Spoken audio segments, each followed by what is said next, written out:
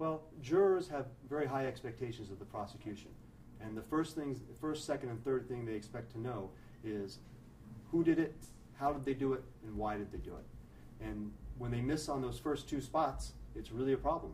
And the jurors had real expectations that they were going to be able to be told right away, early on and often, how Kaylee died and when did it happen.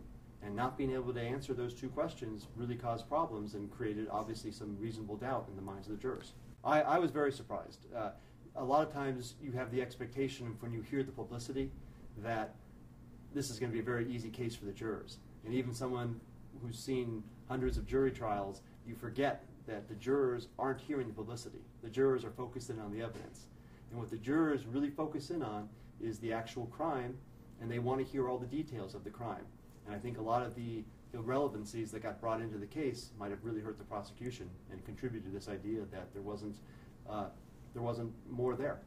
I think jurors, they really expect the prosecution to stay focused on the case. And when they brought in the aspects of personal life and of the partying, of the tattoos, of all these other things that didn't have any relationship to the crime but only appeared to be there to make the accused look bad, maybe that started to suggest to a lot of the jurors that, well, maybe they need to make her look bad because they don't really have the evidence in this case.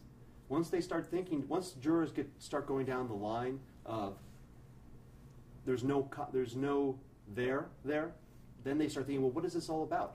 And if they're not thinking about the prosecution case and the crime, and they start thinking about other aspects of the case, it opens it up for the defense to be able to put in a counter story. I think the real hole here is not being able to even tell the jurors what the cause of death was. The jurors, that's the first thing jurors always want to know. And if the jurors don't see what the cause of death was, everything else then doesn't fall into line. Usually in a good circumstantial case, there is evidence of the underlying reasons for why the crime happened, but they usually can point to how the person died.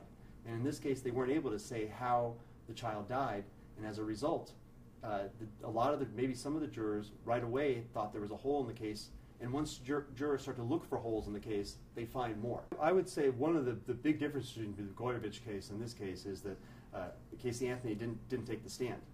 As soon as a defendant takes the stand, it removes all ambiguity from the case. And the defense is usually based on ambiguities. And when Rod Blagojevich took the stand, it became all about him and his actions. If Casey Anthony had taken the stand, it would have been all about her and her actions. By not taking the stand, she gave her defense team the opportunity to make the case about other things, especially the conduct of the prosecution and what they didn't have in their case.